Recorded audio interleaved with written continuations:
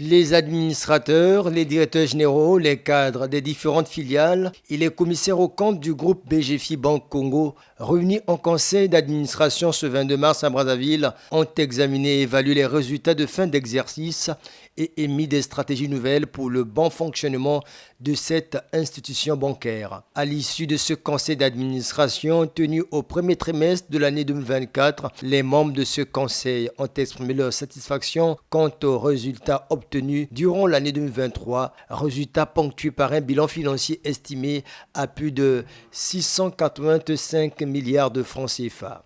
Nous avons eu le bonheur cette semaine de regrouper donc effectivement les filiales de la zone CEMAC, Afrique centrale, pour examiner les belles performances de l'année 2023. Nous avons cette année réalisé des résultats records pour notre implantation. Vous savez que nous sommes implantés au Congo depuis 2000. Et donc cette année, nous avons eu le bonheur, après l'année dernière, d'avoir mis en place un nouveau projet d'entreprise, une nouvelle direction générale avec ces illustres messieurs, à la fois le directeur général adjoint.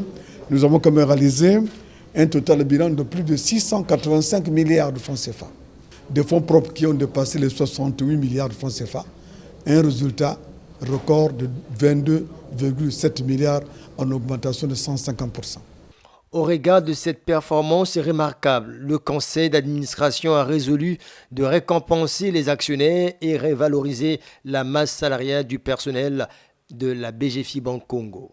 Sur la base de ces bons résultats, écoutez, le conseil d'administration a décidé de distribuer un dividende de 15 milliards de francs CFA. Mais ça pour les actionnaires.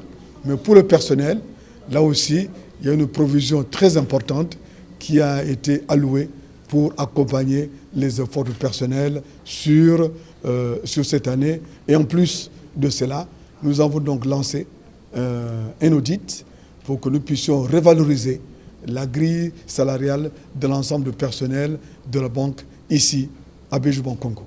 Le conseil d'administration de la filiale, la BGFI Banque Congo, a également planché sur l'état d'avancement du projet de fusion avec la Société Générale Congo. Nous sommes donc en discussion avec l'État du Congo qui a bien voulu, après l'acquisition qui a été réalisée donc, en fin d'année dernière, que cette filiale soit, je dirais, acquise par BGFI Banque Congo.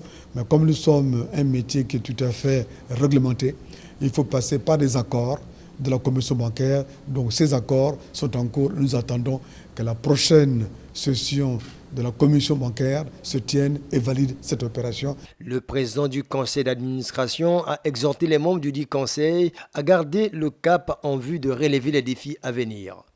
Suite à une décision stratégique, fruit d'une analyse minutieuse de notre marché et de nos opportunités de croissance, notre banque a récemment réalisé avec succès une pas censée impacter positivement le renforcement de notre position de leader.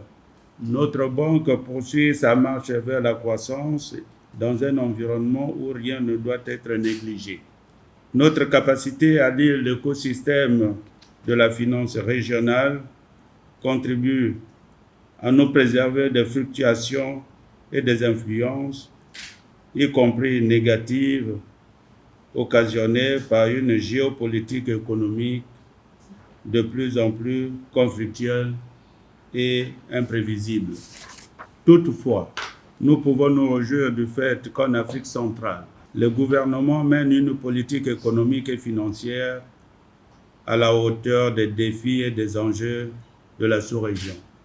Ce conseil d'administration fait suite à une session des conseils des filiales du groupe BGFI Banque de la zone de la Communauté économique des États de l'Afrique centrale, CEAC, débuté le 19 mars.